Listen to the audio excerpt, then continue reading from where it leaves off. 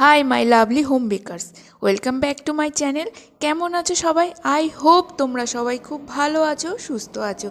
तो चलो बंधुरा देखे नाओ आजके एकटा 1 केजी चकलेट केकेर डेकोरेशन करे देखाबो। এই যে কেকের পিকটা শেয়ার করলাম সেটাই আজকে বানাবো। তার জন্য ফার্স্ট চকলেট গানাশ রেডি করছি। কি করে চকলেট গানাশ রেডি করতে হয় সেটা দেখে নাও। আমি আমার ওয়েট মেশিনটা অন করে দিলাম। তোমাদের কাছে যে ওয়েট মেশিনটা থাকবে সেটাকেই তোমরা ব্যবহার করবে। আজকে আমি গ্যাস জ্বালিয়ে কি করে চকলেট গানাশ রেডি করতে হয় সেটা করে দেখাচ্ছি। এখানে আমি কোনো মাইক্রো ওভেনও করছি না বা ডবল বয়লার প্রসেসও আমি করছি না। তো ফার্স্ট আমি এখানে নিয়ে নিচ্ছি একটা ননস্টিকের প্যান। এবারে নিয়ে নিচ্ছি এখানে আমি 2 ml ডার্ক চকলেট কম্পাউন্ড। তোমরা থাকলে মোডের ব্যবহার করতে পারো, ভেনলিরও ব্যবহার করতে পারো। 2 ml ডার্ক কম্পাউন্ড চকলেটটা 500 গ্রামের হয়। তো এখানে আমি নিয়ে নিচ্ছি 318 থেকে 320 গ্রাম মতো আমি ডার্ক চকলেট এখানে নিয়ে নিচ্ছি। আর এই গরমে ডার্ক চকলেটটা দেখছো কেমন গলেও গেছে। এটা আমি সবসময় ডার্ক চকলেট রুম টেম্পারেচারে রেখে দিই। তোমরাও ডার্ক চকলেটটা সবসময় রুম টেম্পারেচারে রাখবে, তাহলে ডার্ক চকলেট দিয়ে যে চকলেট গার্নিশিংগুলো বানাবে সেটা তোমাদের করতেও সুবিধা হবে। এবারে আমার ওয়েট মেশিনটাকে আমি 0 করে তার মধ্যে আমি দিয়ে দিচ্ছি 70 গ্রাম। এখানে আমার 69 গ্রাম দেখাচ্ছে, মানে তোমরা যখন নেবে সেটা হচ্ছে 70 গ্রাম মতো হোয়াইট কম্পাউন্ড নেবে। এটাও আমি 2 ml হোয়াইট কম্পাউন্ড ব্যবহার করছি। এরপরে অ্যাড করব হুইপ ক্রিম। তো আমি এখানে ফার্স্ট দেখিয়েছি কতটা চকলেট নিয়েছি। আমি চকলেট নিয়েছিলাম 400 গ্রাম। এবার হুইপ ক্রিম হবে তার অর্ধেক, মানে এখানে 200 গ্রাম। তো আমি এখানে 210 গ্রামের মতো হুইপ ক্রিম ব্যবহার করছি। তোমরা যদি 400 গ্রাম চকলেট নাও তার অর্ধেক ক্রিম নেবে, মানে 200 গ্রাম হুইপ ক্রিম নেবে। তো তোমরা চাইলে এই হুইপ ক্রিম ব্যবহার করতে পারো। আর আমি এখানে ট্রোপোলাইট কোম্পানি হুইপ ক্রিমটা ব্যবহার করছি। যদি না চাও তাহলে আমুলের ফ্রেশ ক্রিম অ্যাড করতে পারো, তাহলে সেক্ষেত্রে কেকের কস্টটা একটু বেশি হয়ে যায়। আর এখানে আমি অ্যাড করে দেব 15 গ্রামের মতো কোকো পাউডার। তোমরা এই হুইপ ক্রিম, চকলেট আর কোকো পাউডার একসাথে মিক্সড করে যে গানাশটা রেডি করবে সেটা রেডি করে কাস্টমারের কাছ থেকে একটা রিভিউ নেবে। মার্কেটের থেকে তোমার এই চকলেট গানাশের কেকটা একদম 100-এ তো 90-95% তুমি নাম্বার পাবে। তো একবার অন্তত এইভাবে ট্রাই করে কাস্টমারের কাছ থেকে তোমরা রিভিউটা নিও কেমন আসে। আর গ্যাসটাকে একদম লো ফ্লেম করে আস্তে আস্তে স্প্যাচুলা দিয়ে নাড়িয়ে নেবে, যেহেতু আমরা ডাইরেক্টলি গ্যাস ওভেনের উপরে রেখে আমরা চকলেট গানাশটা রেডি করছি। যদি এটা মাইক্রো ওভেনে করতাম তাহলে 30 সেকেন্ড করে করলে আমার কাজটা তাড়াতাড়ি হয়ে যেত, বা ডবল বয়লার মেথডে করলেও তো আরও সোজা। গরম জলের উপর বাটিটা রাখলাম, রেখে জাস্ট চকলেটটাকে মেল্ট করতে থাকলাম আর হুইপ ক্রিমটা। তো এই অবস্থায় তোমরা গ্যাসের পাশ থেকে একটুও সরবে না, খুব সাবধানে কাজটা করবে, না হলে চকলেটটা পুড়ে যাবে আর তোমাদের গানাশের মধ্যে চকলেটের একটা পোড়া স্মেল আসবে। তো এইভাবে কথা বলতে বলতে দেখো আমার গানাশটা রেডি হয়ে গেছে। আর অবশ্যই গানাশটাকে তোমরা যখন রেডি করবে তারপরে তোমরা অবশ্যই গানাশটাকে ছেঁকে নেবে, নাহলে গানাশের মধ্যে কি হবে, কোনো সময় একটা দুটো চকলেট হয়তো গললো না, সেটা থেকে থাকলো। যখন তোমরা চকলেটের উপরে কভার করবে তখন ওই ছোটো গানাশের মানে চকলেটের যে টুকরোগুলো থাকবে সেটা দেখতে তোমার কেকের টপের সারফেসটা একটু মসৃণ হবে না। তো ভালো করে এইভাবে চেলে নিচ্ছি। চেলে নেওয়ার পরে তোমাদেরকে দেখাচ্ছি আমার পার্টিকুলার কতটা গানাশ রেডি হয়েছে। আর এই গানাশটা দিয়ে আমি 2টি কেক ডেকোরেশন করব। এতটা গানাশ আমার 1 কেজি কেকের জন্য লাগবে না। তো গানাশ তোমরা সবসময় ঠান্ডা হয়ে গেলে তারপরে কোনো ফয়েল পেপার দিয়ে জড়িয়ে সেটাকে ফ্রিজে যখন স্টোর করবে ভালো করে কভার করে স্টোর করবে। তো গানাশটা আমার রেডি হয়ে গেছে। এবার এটাকে একটা মানে ক্লিনিং র্যাপ দিয়ে জড়িয়ে আমি ফ্রিজে রেখে দেবো সেট হওয়ার জন্য। আমি এটা মিনিমাম 2 ঘন্টা ফ্রিজে রেখে দেবো। তো দেখো আমার টোটাল গানাশ রেডি হয়েছে 560 গ্রাম মতো গানাশ আমার এখানে রেডি হয়ে গেছে। এবারে আমি চকলেটের বেস নিয়ে নিচ্ছি। এটা 5 ইঞ্চি কেক মোল্ড আছে, এখানে আমি চকলেটের বেসটা বেক করে নিয়েছিলাম। এটা হচ্ছে আমি ডিম দিয়ে চকলেটের কেক স্পঞ্জটা রেডি করেছিলাম। তোমরা যদি কি করে চকলেটের কেক স্পঞ্জ রেডি করতে হয় ডিম দিয়ে তাহলে কমেন্ট করো, আমি অবশ্যই তোমাদেরকে দেখিয়ে দেবো। তো ফার্স্ট কেকের উপরে যে উঁচু মতো অংশটা থাকে সেটাকে কেটে বাদ দিয়ে দেবো। দিয়ে এই কেকটাকে আমি 5টা লেয়ারে কেটে নেব। তোমরা কেকের হাইটটা দেখেই বুঝতে পারছো এই কেকটা থেকে ইজিলি 5টা লেয়ার বেরিয়ে আসবে। আর কেকের লেয়ারগুলো যেন খুব পাতলা না হয়, 5টা লেয়ারই যেন খুব মানে একদম ইকুয়ালি থাকে, তাহলে কেকটা যে লম্বা ভাবটা আসবে যখন কাটিংয়ের পরে তোমরা খাবে তখন দেখবে 5টা লেয়ারের ক্রিম একদম সমানভাবে আসে। কোনো একটা লেয়ার একটু কম হয়ে গেল, ক্রিমও বেশি হয়ে গেল, কম হয়ে গেল, এরকম যেন না হয়। বার্থডে কেক কাটার পরে কেকটা যেন ভেতর থেকেও যেন কাটিংয়ের পরে দেখতে সুন্দর লাগে, সেটাও তোমরা অবশ্যই মাথায় রাখবে। তো এখানে দেখো আমি কেকটা 5টা লেয়ারে কেটে নিয়েছি। এবার টার্ন টেবিলের উপরে মানে টিস্যু পেপারটা রেখে তারপরে দিয়ে দিলাম আটাটার বেস। এবার কেক বেসটা নিয়ে এবারে খুব ভালো করে নর্মাল জল দিয়ে সোক করে নিচ্ছি। তোমরা চাইলে চকলেট সিরাপ আর একটু জল মিশিয়েও সেটাতেও সোক করতে পারো, সেটাতেও কেকের টেস্টটা খুব সুন্দর আসবে। এবার সোক করে নেওয়ার এবার চকলেট গানাশটা মানে 2 ঘন্টা সেট হওয়ার পরে আমি ইলেকট্রিক হ্যান্ড বিটার দিয়ে ফেটিয়ে নিয়েছিলাম, খুব ভালো করে বিট করে নিয়েছিলাম। এবার সেখান থেকে একটু আমি দিয়ে দিলাম কেক বেসের উপরে, দিয়ে এবার সুন্দর করে ব্যালেট নাইফ দিয়ে সেটা ঘুরিয়ে আমি সমান করে নিচ্ছি। কেকের উপরটা সমান করে এবার একেবারেই কেকের যে সাইডটা আছে সেটাতেও একবার করে ব্যালেট নাইফটা ঘুরিয়ে দেবো। দিলে কি হবে, কেকের সাইড দিক দিয়ে যে ক্রিমটা বেরিয়ে আছে সেটা ঘুরিয়ে দিলে কেকের গায়ে লেগে যাবে। এইভাবে আমি কেকের প্রতিটা লেয়ার কমপ্লিট করে নিচ্ছি। চাইলে তোমরা একটু একটু করে চকো চিপসও দিতে পারো। তো এরপরে সেকেন্ড লেয়ারটা রাখলাম, সেম প্রসেসে সোক করব, দিয়ে চকলেট হুইপ করা যে গানাশটা আছে সেটাও দিয়ে দেবো, তারপরে দিয়ে দেবো সামান্য চকো চিপস, দিয়ে এইভাবে আমি কেকের 5টা লেয়ার কমপ্লিট করে নিচ্ছি। তো 5টা লেয়ার কমপ্লিট করতে করতে বন্ধুরা আমি আজকের মানে 3-4টে লাইনের একটা ছড়া লিখেছিলাম, সেটা শোনাই তোমাদের। কেমন লাগলো কেক ডেকোরেশন মানে কেকের ভেতরে ফিলিং করতে করতে, তোমরা ছড়াটা শোনো।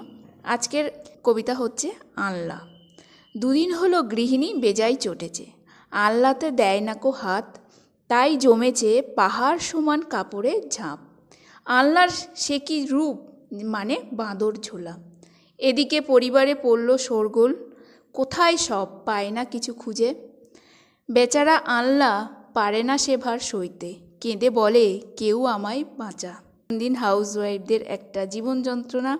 আনলাটাকে যতই গোছাই না কেন মিনিট 5 পরে সেটা অগোছালো হয়ে যায়। তো সে কথা বাদ দিয়ে চলো আবার কেক ডেকোরেশনে চলে আসি। দেখো আমার কেকের 5টা লেয়ার মানে ইনসাইড চকলেট গানাশ দিয়ে লেয়ারিং হয়ে গেছে, গিয়ে ক্রাম কোটিং করে আমি ডিপ ফ্রিজে রেখেছিলাম 15 মিনিটের জন্য। তোমরা আমার যে কটি ভিডিও দেখবে সবগুলোতেই আমি সবসময় বলে থাকি কেকটা ক্রাম কোটিং করে আমি সবসময়ের জন্য 10 থেকে 5 মিনিটের জন্য ডিপ ফ্রিজে রাখি। এটা ডিপ ফ্রিজে তোমরা 5 থেকে 10 মিনিট রাখতে পারো, কিন্তু 10 মিনিটের বেশি যেন না হয়। তোমরা যদি নর্মাল ফ্রিজে রাখো তাহলে 15 থেকে 20 মিনিট বা 30 মিনিট, 1 ঘন্টা হলে তো এনাফ। আরও খুব সুন্দরভাবে কেকের বাইরের যে আমরা ফাইনাল আইসিংটা করব সেটাও খুব সুন্দর হবে। তো কাজের সুবিধার জন্য আমি তাড়াতাড়ি করে কেকটাকে 15 মিনিটের জন্য 10 মিনিটের জন্য ডিপ ফ্রিজে রাখি। এবারে যে চকলেট গানাশটা আমি বিট করে নিয়েছিলাম তার সাথে একটু পরিমাণে আমি হুইপ ক্রিম দিয়েছিলাম।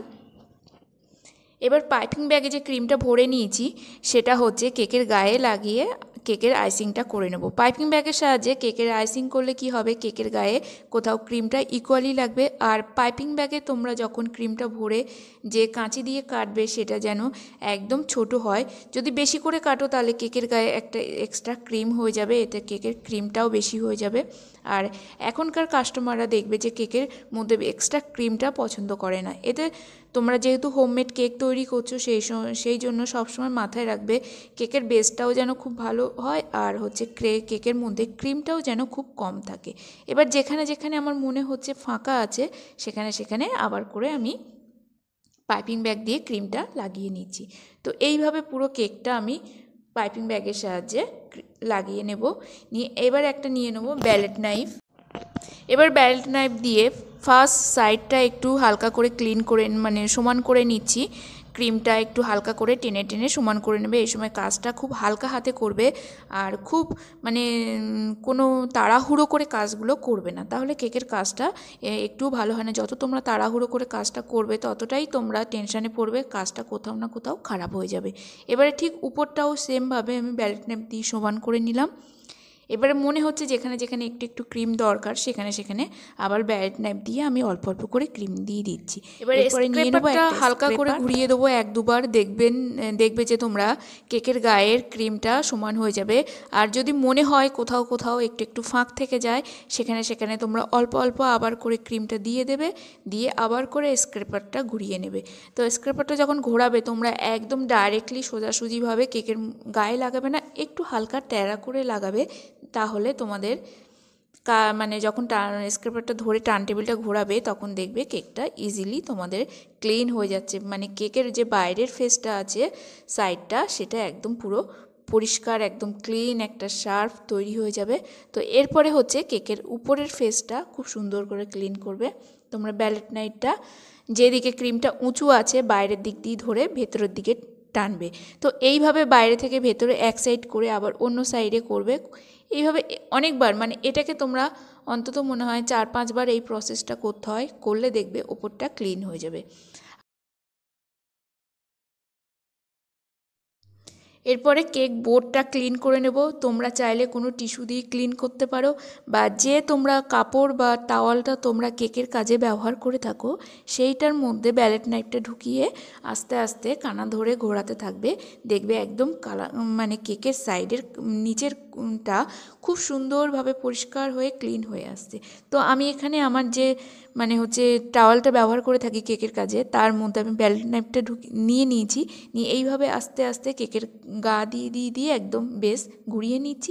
দেখো একদম পুরো পরিষ্কার ক্লিন হয়ে। এবারে একটা মাইক্রো ওভেন বোল বা বাটি তোমরা যে কিছু নিতে পারো, বা গরম জলের উপরে এই মানে স্টিলের বাটিতে চকলেট গানাশ দিয়ে একটু হালকা করে মেল্ট করে নেবে। আর কেকটা পুরো ফাইনাল কোটিং হয়ে গেলে তোমরা আবার ডিপ ফ্রিজে 10 মিনিটের মতো রেখে দেবে, বা তোমাদের হাতে সময় থাকলে তোমরা এটাকে 20 থেকে আধা ঘন্টা বা 1 ঘন্টা রাখলে তো আরও খুব সুন্দর হবে। তো এবারে যে চকলেট গানাশটা আমি গরম করে নিয়েছি সেটা যেন খুব বেশি গরম না হয়, তাহলে আমাদের কেকের উপরে দেওয়া মাত্রই কেকের ক্রিমটা গলে আসবে। এবারে মেল্ট করা চকলেট গানাশটা আমি এরপরে দিয়ে দিচ্ছি, সেটা অবশ্যই যেন খুব গরম না হয়।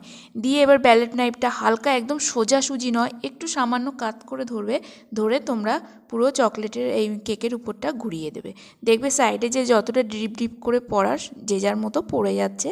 আর এখানে একটু ড্রিপ পড়তে কম আছে, সেই জন্য আমি একটু গানাশ পাইপিং ব্যাগের মধ্যে, মানে আমার যেমন ডিজাইন ছিল সেই অনুযায়ী চকলেট গানাশগুলো আরও একটু যাতে ড্রিপগুলো নিচে পড়ে, সেই জন্য পাইপিং ব্যাগে একটু গানাশ ভরে আমি আরও একটু বড় একটু ছোট করে এরকম করে গানাশগুলো নিচের দিকে টেনে টেনে দিচ্ছি। তো তোমরা অবশ্যই কমেন্ট করে জানিও যে যে ডিজাইন পিকটা আমি শেয়ার করেছি সেইটার মতোই আমি আজকে এই ওভারলোডেড 1 কেজি চকলেট কেকের প্রাইস রেখেছিলাম 330 টাকা। তোমরা তোমাদের কতটা পরিমাণে র ম্যাটেরিয়াল খরচ হলো সেই হিসাবে তোমরা কেকের প্রাইসটা সিলেক্ট করবে।